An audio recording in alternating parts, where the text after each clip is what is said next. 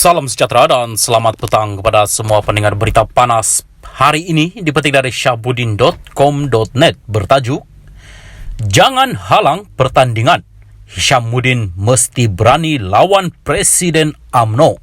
Berita penuh.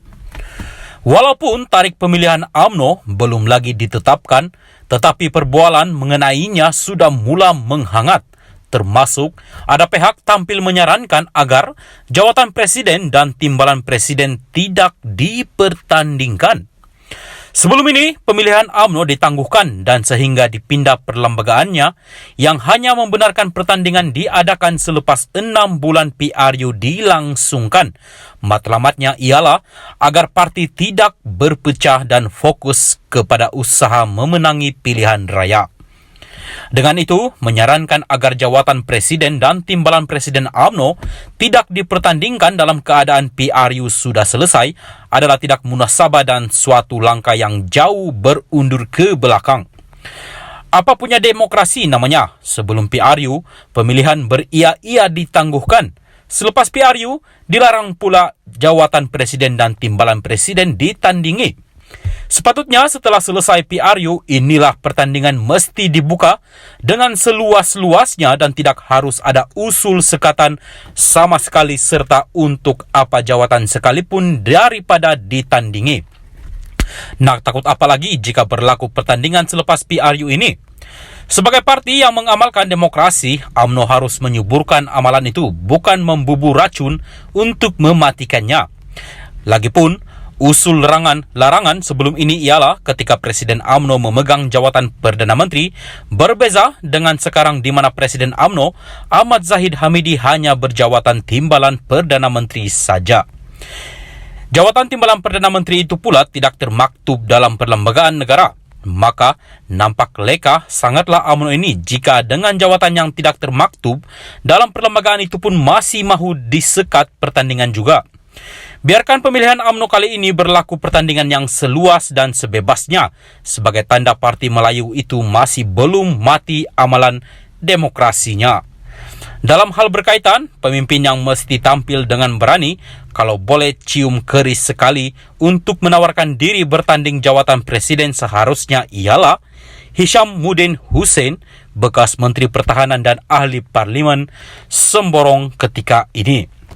Walaupun Khairi Jamaluddin ada memberi respon akan tengok berhubung kemungkinan dirinya bertanding sekali lagi sebagai Presiden UMNO, bekas Menteri Kesehatan itu sebenarnya tidak sesuai merebut jawatan tersebut.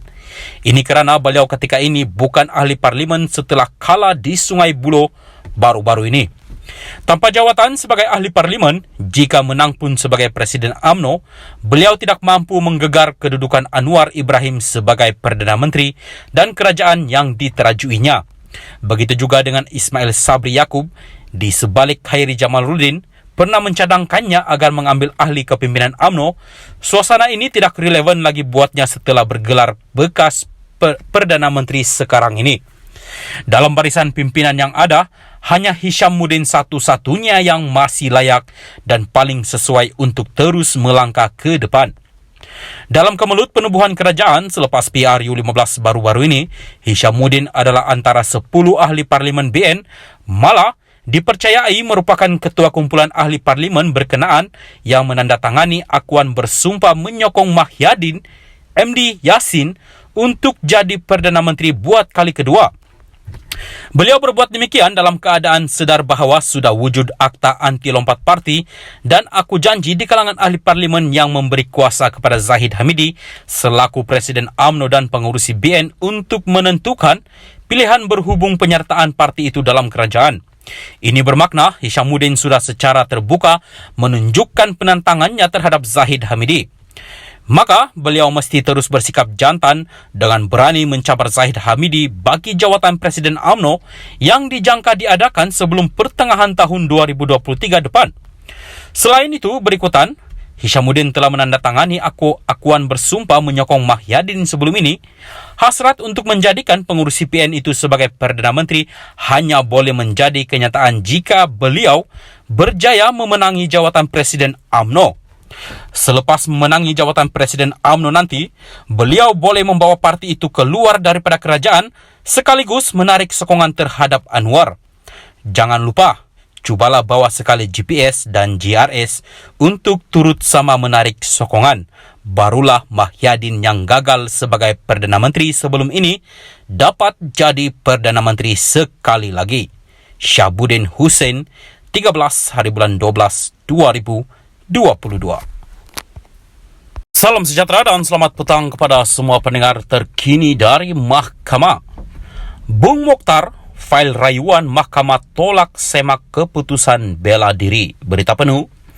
Datuk Seri Bung Mokhtar Radin dan istrinya Datin Sri Zizi Izti Abdul Samad memfailkan rayuan terhadap keputusan Mahkamah Tinggi di Kuala Lumpur yang menolak permohonan untuk menyemak keputusan Mahkamah Session yang memerintahkan pasangan itu membela diri atas 3 pertuduhan rasuah berjumlah RM2.8 juta membabitkan pelaburan RM150 juta ringgit dalam unit amanah publik Mutual Berhad.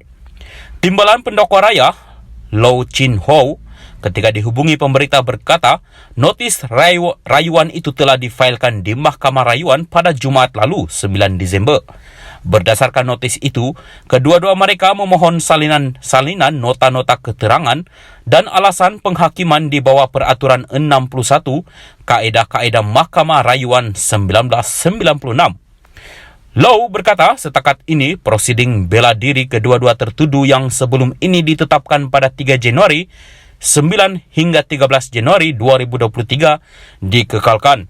Pada 9 Disember lepas, Bung Mokhtar dan istrinya gagal dalam permohonan untuk menyemak keputusan Mahkamah Session di sini yang memerintahkan mereka membela diri atas 3 pertuduhan itu setelah Pesuruhjaya Kehakiman Datuk Azhar Abdul Hamid membenarkan bantahan awal oleh pihak pendakwaan terhadap permohonan tersebut. Pada 3 Mei 2019, Bung Mokhtar didakwa atas 2 pertuduhan menerima rasuah sebanyak RM2.2 juta ringgit dan RM262.500 ringgit sebagai dorongan mendapatkan kelulusan Felkra untuk membuat pelaburan RM150 juta dalam unit amanah publik Mutual. Beliau didakwa menerima rasuah daripada ejen publik Mutual iaitu Madhi Abdul Hamid Manurzi Zizi Izati di Public Bank Cawangan Taman Melawati di Kuala Lumpur antara 12.30 tengah hari dan 5 petang 12 Jun 2015. Beliau juga didakwa menerima wang tunai RM337.500 daripada perundingan unit amanah Nurhaili Ahmad Mokhtar di bawah nama Zizi Izati atas sebab dan di tempat sama pada 19 Jun 2015, manakala Zizi Izati berdepan 3 pertuduhan bersubahat dengan suaminya berhubung perkara itu di tempat, tarikh dan masa yang sama. Berita ini dipetik dari Malaysia Kini.